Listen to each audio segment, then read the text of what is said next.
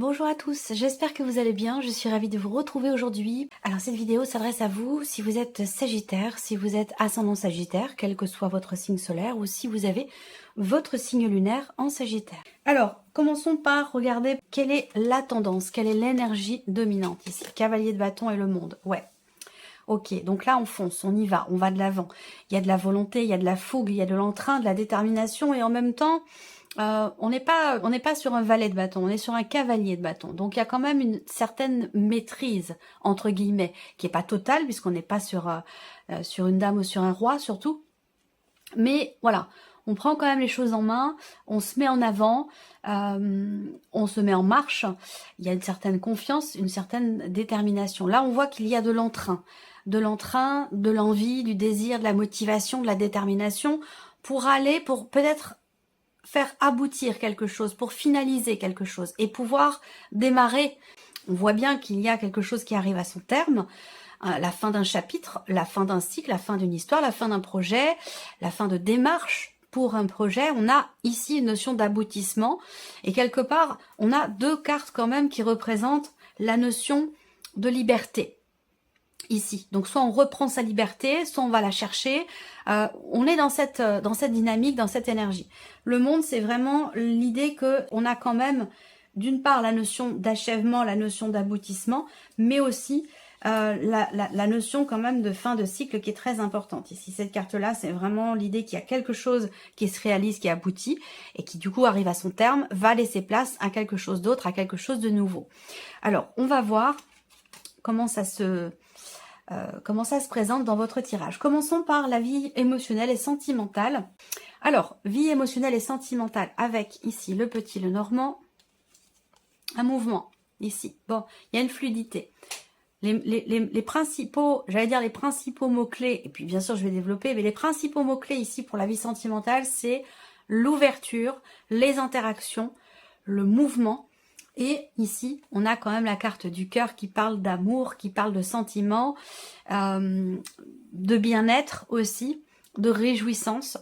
Donc là, il se peut, pour certains d'entre vous, que vous rencontriez quelqu'un ou que vous retrouviez quelqu'un au cours d'un voyage, au cours d'une fête, d'un événement particulier pour lequel vous allez vous déplacer. Et il se peut qu'il y ait une grande joie, une réjouissance, voire même peut-être une rencontre ou des retrouvailles avec quelqu'un que vous aimez beaucoup. Il se peut simplement que là, il y ait un voyage pour retrouver une personne que vous n'avez pas vue depuis longtemps ou pour retrouver la personne de votre cœur ou l'amour de votre vie. Voilà. En tout cas, on a ici aussi, si je regarde les symboles de cartomancie, on a autre chose. Il y a cette idée ici d'être un petit peu perturbé. L'idée d'être fortement touché, affecté, tracassé par quelque chose qui est bloqué ou quelque chose qui semble être problématique, soit dans les ressentis, soit dans le vécu, bien sûr pour votre vie émotionnelle et sentimentale. Cette problématique, elle concerne justement un mouvement dans votre vie ou peut-être un voyage ou un déplacement. Peut-être pour voir ou revoir quelqu'un qui est quand même assez proche de vous, quelqu'un que vous aimez énormément. Alors je le rappelle, cette partie-là, elle est pour beaucoup d'entre vous dans la sphère sentimentale, mais comme c'est l'aspect émotionnel et sentimental, pour d'autres, ça parlera peut-être d'un autre relationnel qui est très important, familial, un relationnel parent-enfant ou un relationnel amical. Voilà. En tout cas, là, on voit qu'au niveau de la vie sentimentale, il y a quand même des interactions, il y a des ouvertures. Si vous êtes célibataire, là, pour moi, il y a quelque chose qui bouge, qui change dans votre vie sentimentale par rapport à votre environnement social, par rapport à un groupe d'amis, des personnes que vous fréquentez, avec lesquelles vous avez des interactions. On voit quelque chose qui bouge, qui change, et peut-être que là, voilà, je reviens sur cette idée d'une rencontre, d'un rapprochement, ou en tout cas, de grandes réjouissances, des émotions positives et bienveillantes, aussi bien dans les ressentis que dans ce qui est vécu. Donc comme je vous l'ai dit, pour certains ou certaines d'entre vous, il y a une situation qui est problématique pour vous. Il y a quelque chose qui vous tracasse, qui vous préoccupe et qui est fortement problématique. Donc on voit qu'effectivement avec le 10 d'épée, vous entrez dans le mois avec une problématique, un blocage, quelque chose qui vous tracasse, et pour d'autres, et c'est une expression, quelque chose qui vous rend malade, sur lequel vous êtes vraiment focalisé. Donc on voit qu'avec le 10 d'épée, effectivement, vous avez beaucoup cogité, vous êtes beaucoup inquiété, il y a eu des peurs, il y a eu des doutes, il y a eu voilà, quelque chose d'assez difficile, d'assez éprouvant ou douloureux qui a été traversé. Vous arrivez au bout ici. Le 10 d'épée, c'est la fin. C'est la fin d'une situation, d'une énergie, d'une problématique, de quelque chose qui a été quand même assez compliqué à vivre ou compliqué à gérer. Alors, on regarde l'évolution. Eh oui, on a la carte du monde. Donc effectivement là, aboutissement, achèvement, fin de cycle. Là, il y a un départ ou un mouvement qui vous fait vous sentir bien, qui vous fait vous sentir accompli. Il y a cette notion de liberté aussi qui est là. Donc peut-être qu'on reprend sa liberté, encore une fois c'est une expression, hein, on reprend sa liberté par rapport à une situation qui était extrêmement anxiogène, extrêmement perturbante. Voilà. Là, il peut s'agir effectivement d'un voyage, parce qu'on a le monde et le bateau ici, l'environnement, le changement. Donc là, peut-être que pour certains d'entre vous, on vous dit, eh bien, simplement, alors c'est pas forcément l'étranger, hein, mais ça peut être une autre région, ça peut être le fait de prendre le temps d'un week-end, d'aller s'aérer un petit peu, changer d'environnement, changer d'air, s'offrir de nouvelles perspectives, de nouvelles énergies pour se régénérer et pour aussi mettre les soucis de côté et se donner la chance aussi de pouvoir avoir de nouvelles interactions et de pouvoir rencontrer quelqu'un pour certains d'entre vous. Là, on a ici une forme de lâcher prise aussi. Pour certains ou certaines d'entre vous, plus particulièrement, je vais parler peut-être plus aux femmes ici et surtout aux femmes qui sont mamans. Il y a sur le plan émotionnel et par rapport à votre vie sentimentale, parce que les deux sont liés, il y a une forme de lâcher prise ici. Il y a une forme de lâcher prise, on prend ses distances par rapport aux enfants peut-être, où il y a ce côté ici effectivement où on lâche prise. On lâche prise et on se détache d'une situation ou de quelque chose qui a été quand même douloureux et compliqué à vivre. Donc il y a une notion effectivement de détachement, on a besoin de changer d'air ici. Voilà. Et ça va apporter quand même quelque part une forme d'équilibre sur le plan émotionnel. Ça va faire du bien. Et ça peut faire du bien aussi à votre vie sentimentale, à vous en tant que femme. Vous voyez, prise de distance et lâcher prise en tant que mère pour l'équilibre, l'épanouissement de votre condition de femme dans votre vie sentimentale. Voilà, comme ça que je perçois les choses. Alors, je continue. Vie active et professionnelle ici, donc vos activités, votre travail, vos recherches d'emploi, votre formation, tout ce qui est en lien en fait avec vos activités ou en lien avec votre vie professionnelle. Alors, dans le cadre pro, on voit qu'il y a un relationnel qui est compliqué, voire même pénible, ici. Une difficulté qui est rencontrée dans un relationnel avec une personne qui fait partie de votre entourage professionnel ou avec une personne qui s'occupe de votre situation ou de votre dossier. Là, on a quelque chose qui prend fin, ici. Hein. On a la fin d'une relation, la fin de quelque chose. Il se peut également que vous soyez ce mois-ci en difficulté, professionnellement parlant. Pourquoi ? Parce que votre associé, votre collègue de travail, la personne avec qui vous bossez en binôme, elle va se mettre en arrêt maladie, est en burn-out ou quelque chose comme ça. Et donc, finalement, peut-être que la charge de travail vous revient. Ça, c'est possible également. On peut parler effectivement de cette énergie-là ici, au niveau professionnel. Ce que je peux voir aussi là, sur la sphère pro, c'est qu'il y a, dans un premier temps, on me parle de propositions. On me parle également de projets. Et que par rapport à ça, il y a des choses qui sont bloquées. Voilà. On va parler de blocage, on va parler de retard.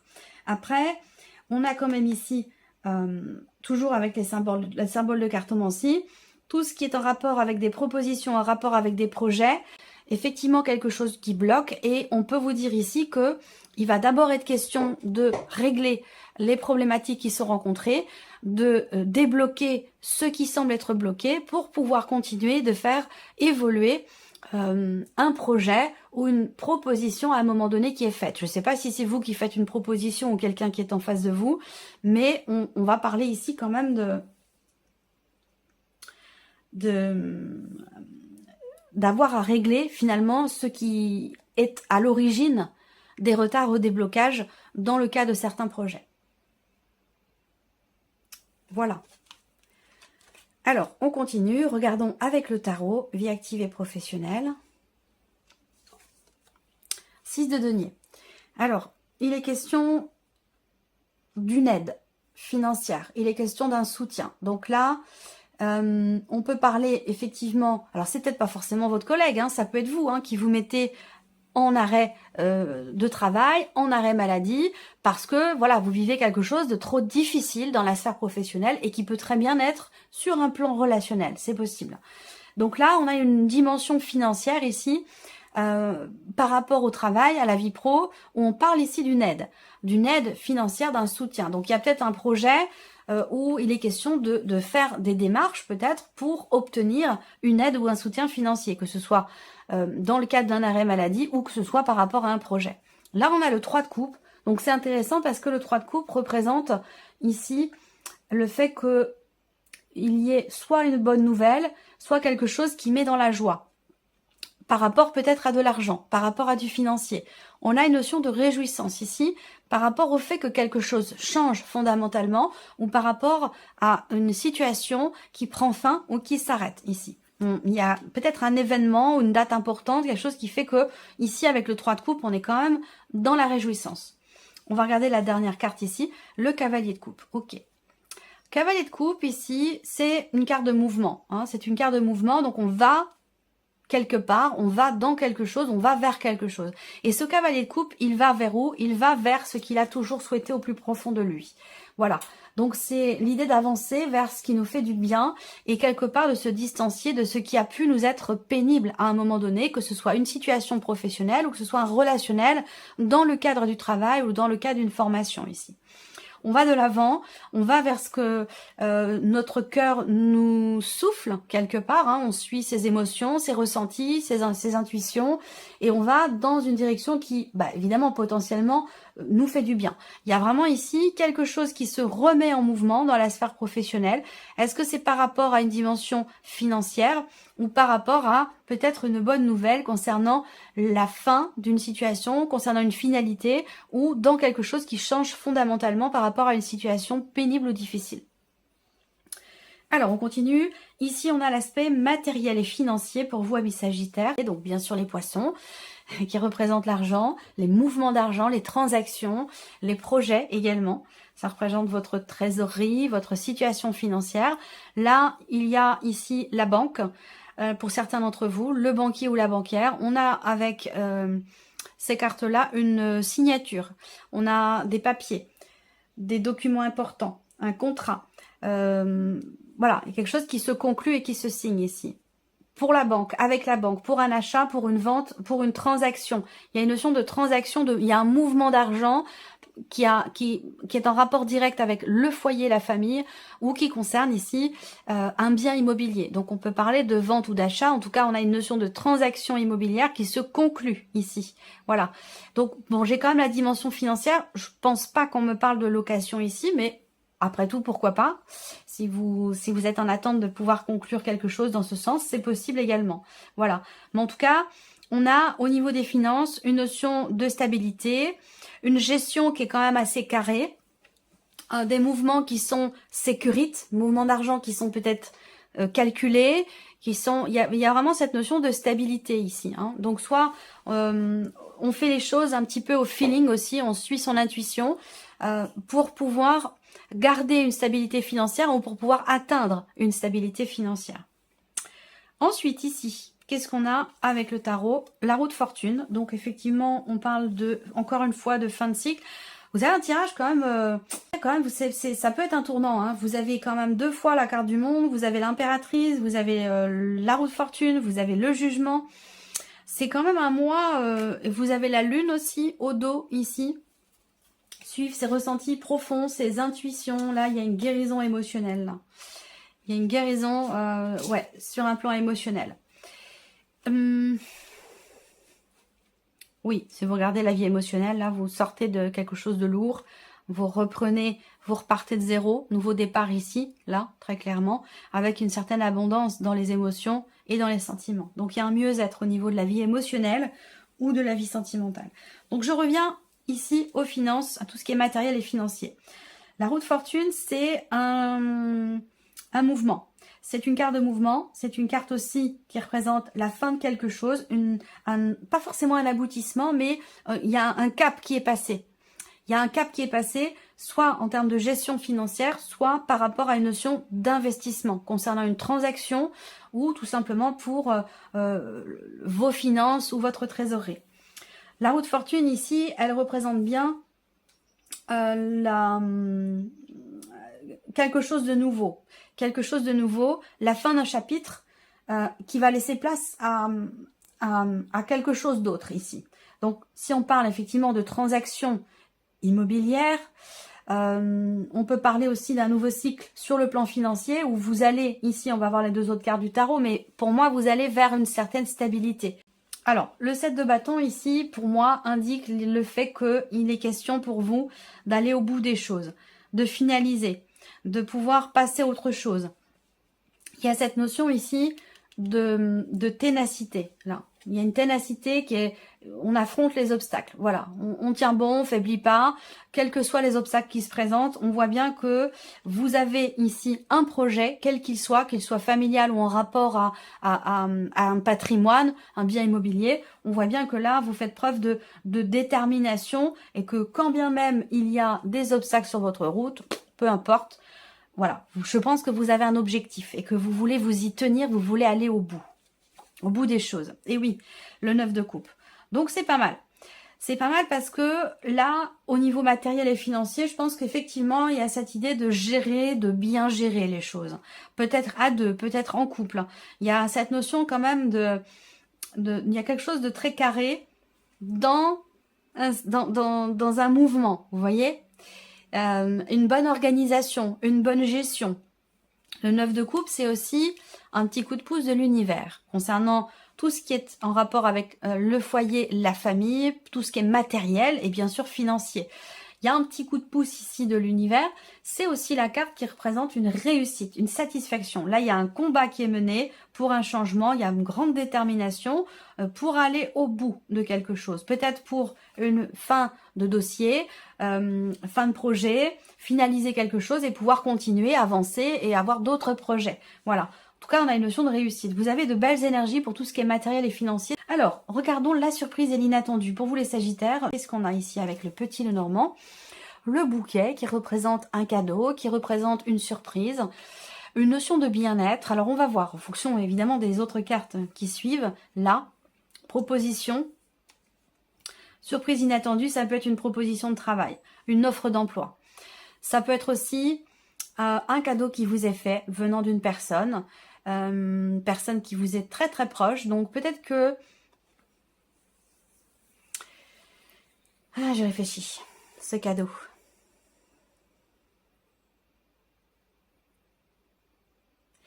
Ce cadeau, alors, ce cadeau, effectivement, ça peut être une offre, comme je vous l'ai dit, une offre d'emploi, déjà, premièrement.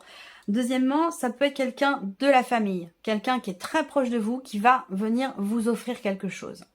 Ensuite, on a cette notion ici, si je regarde les symboles de cartomancie, on a cette notion d'investissement, cette notion d'argent ici. Encore une fois, on parle d'argent, on parle du foyer de la famille. Donc, il peut y avoir une surprise, un inattendu, rapport à ce que je viens de vous présenter ici. Donc, logiquement, la surprise est bonne, hein, puisque on l'a vu avec le 9 de coupe ici, on a une réussite, on a une réjouissance. Et avec le bouquet, eh bien, c'est la même chose. Hein, il y a une surprise. Je pense qu'on est agréablement surpris ici par quelque chose de financier et en même temps, en rapport avec le foyer et la famille. Là, je pense aussi que vous pourriez être surpris par quelqu'un de votre entourage, quelqu'un avec qui vous n'avez pas forcément des relations très intimes, très proches ou solides, hein, mais j'ai l'impression qu'il y a quelqu'un de votre entourage qui pourrait vous surprendre dans sa manière de s'investir dans votre vis-à-vis de vous, sa manière de partager, d'échanger avec vous. Et ça peut être aussi quelqu'un qui vous offre quelque chose, qui vous propose quelque chose aussi. Vous pourriez être surpris ou surprise par cette personne. Alors, ici, le tarot. Surprise inattendue, la justice. Donc ça peut être administratif, ça peut être juridique, ça peut avoir un rapport avec tout ce qui est effectivement judiciaire, juridique ou administratif. La surprise inattendue, c'est quelque part ici une notion d'équilibre, d'harmonie et de bien-être. Voilà. Donc, par rapport à quoi? Par rapport à quelqu'un ou par rapport à une situation. Harmonie, bien-être, il y a un rapprochement. Il y avait une retenue jusqu'à maintenant. Et là, on a un rapprochement ici entre vous et une personne assez proche quand même de vous. Je pense que c'est quelqu'un de la famille, un frère, une sœur, ou tout simplement la personne avec laquelle vous vivez. Hein. Je pense que, voilà. Il y a une évolution par rapport à une retenue qui était là dans cette relation. Effectivement, vous voyez la retenue? Eh bien, vous voyez l'image ici de ce cadre de denier, quelqu'un qui veut retenir quelque chose à tout prix. Donc là, il y a un mieux-être et un rapprochement dans une relation importante. Quelqu'un quand même qui est assez proche de vous. Ensuite, la surprise inattendue, ici, elle peut être aussi concernant de l'argent. Concernant de l'argent, concernant une pension alimentaire, concernant une révision de pension. Voilà. Il y a quelque chose qui va dans ce sens, je pense, où on voit quelqu'un qui est un petit peu, soit qui est en difficulté financièrement, soit c'est quelqu'un qui est un petit peu près de son argent, voilà, et qui n'est pas forcément en volonté de vous donner plus, par exemple, vous voyez. Pour moi, il y a effectivement, il y a une révision de pension. Ça me parle d'une avocate, ça me parle d'une personne, en tout cas, spécialisée dans son domaine. Il va être question de régler quelque chose ici au sujet d'un aspect financier et particulièrement peut-être aussi par rapport à effectivement soit une pension alimentaire, soit une comment ça s'appelle? Une pension de réversion. Ça peut être aussi ça. Voilà pour vous, amis Sagittaires. J'espère que cette vidéo vous a plu, que ce tirage résonne en vous. Je vous remercie beaucoup de votre écoute, de votre présence, de votre fidélité pour beaucoup d'entre vous. Puis on se retrouve très bientôt pour les prochaines vidéos. Au revoir.